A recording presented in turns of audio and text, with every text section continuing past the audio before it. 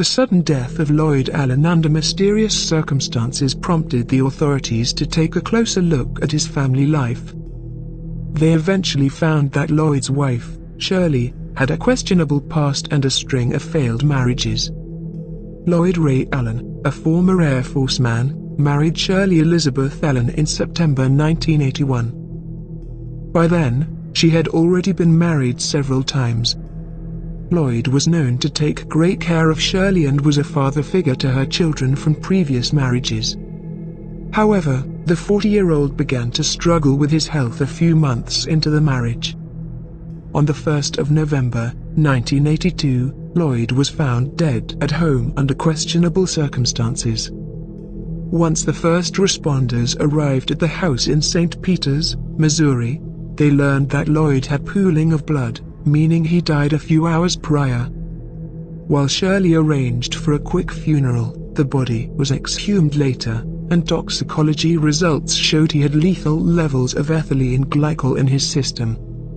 The authorities suspected Shirley had something to do with Lloyd's death. When they investigated into her past, they learned that she was married 5 times, out of which one had died under strange circumstances while the others divorced her. John Gregg, the person who died in 1977 while still being married to Shirley, had changed the beneficiary on his life insurance policy from Shirley to someone else at the last minute. Shirley's marriage to Joe Sinclair in 1968 ended just months later when he suspected her of poisoning him. While no charges were ever filed, Joe wanted to have nothing to do with Shirley anymore, promptly divorcing her. Then, the authorities learned of a startling development from Shirley's daughters, Norma and Paula, who were teenagers at the time of the incident. The sisters said they saw Shirley put antifreeze in Lloyd's beer and other beverages and remembered seeing him drink them all.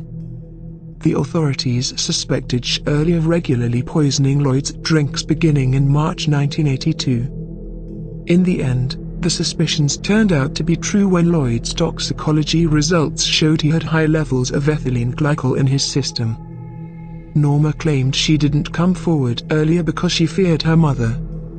At Shirley's trial in 1984, an insurance agent testified that Shirley inquired about her husband's $25,000 life insurance policy just days before the death. Furthermore, she showed up at the office to ask about any papers that needed to be signed only a day after Lloyd died. In April 1984, Shirley was convicted of capital murder for killing Lloyd. She was sentenced to life in prison without the possibility of parole for 50 years. Before the trial, Shirley's daughters only agreed to testify if the death penalty was not pursued. On April 2, 1998, she died in prison, at the Women's Eastern Reception, Diagnostic and Correctional Center in Missouri, after serving about 14 years. As per the show, Shirley suffered from a heart condition. She was 53 years old at the time of her death.